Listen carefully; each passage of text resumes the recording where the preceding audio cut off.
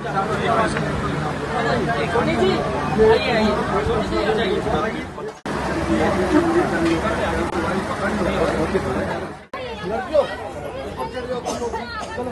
हो थोड़ा।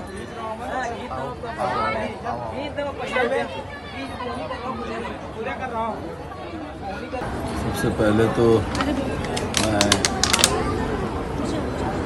विधायक जी का बहुत धन्यवाद देता हूं कि आज माई के दर्शन करने का मौका मिला। जगतदायिनी माँ से समाज के लिए, प्रदेश के लिए, देश के लिए आशीर्वाद मांगा। माँ की कृपा हम सनातन वंशियों पर बनी रहे, ऐसी माई के चरणों में प्रार्थना की। जहाँ तक मैहर जिले का सवाल है, स्वाभाविक रूप से आगे आने वाले समय में इसको उत्तरोत्तर वृद्धि ही होना है।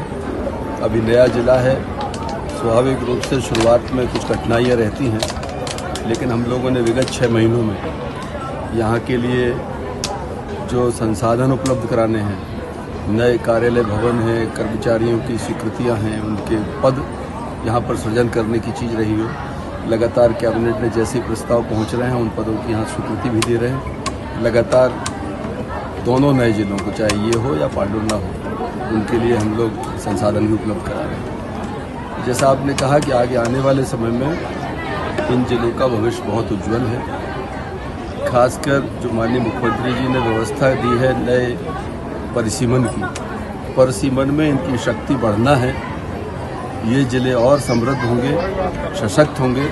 इनकी सीमाएं भी आगे आने वाले समय में मुझे लगता है कि और बेहतर नियोजन का काम जो हमारा परिसीमन आयोग है वो करेगा। कुल मिलाकर हम ये कह सकते हैं कि ये जिले और भविष्य में सशक्त होने वाले हैं। जब जिला सशक्त होगा तो स्वाभाविक रूप से मेरे विभाग की जो दायित्व है यहाँ पर जिले की बेहतरी के लिए, बच्चों की बेहतरी के लिए, शिक्षा विभाग के और सशक्त होने के लिए उन पर भी काम किया जाएगा। सर, जैसे शिक्षक जो ई अटेंडेंस को लेकर प्रदर्शन कर रहे हैं, क्या कुछ उस विषय पर? कोई तकलीफ नहीं है। जब हम सुबह समय पर जाएंगे, समय पर लौट कर आएंगे तो कहीं कोई दिक्कत नहीं होना चाहिए।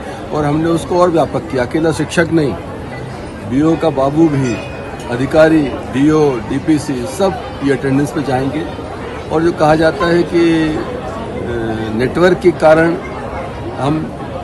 हमारा अटेंडेंस नहीं लगती, उसमें दिक्कत होती है, तो उसमें वो छूट है।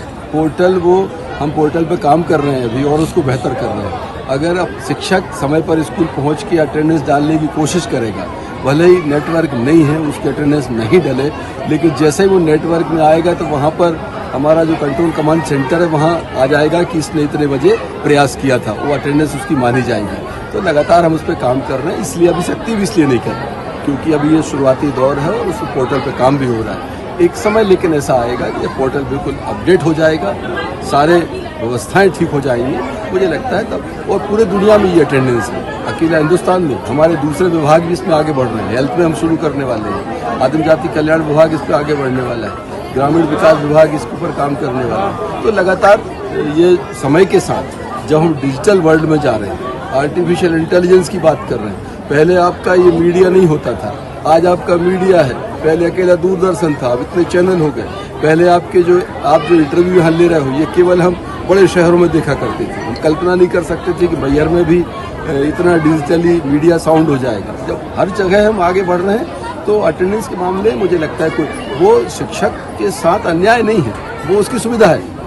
आज उस पोर्टल के ऊपर जाके वो शिक्षक अपनी जो समस्याएं हैं वो भी उसको अपलोड कर सकता है। उसकी दैनिक जो उसकी सर्विस रूल्स में जो समस्याएं आ रही हैं वो भी अपलोड करेगा। उसका निराकरण हम उस पोर्टल के माध्यम से करेंगे। मतलब वो पोर्टल अकेला अटेंडेंस का कारण नहीं है, उसको सुविधाएं भी उपलब्ध कराएगा ये व्यवस्था।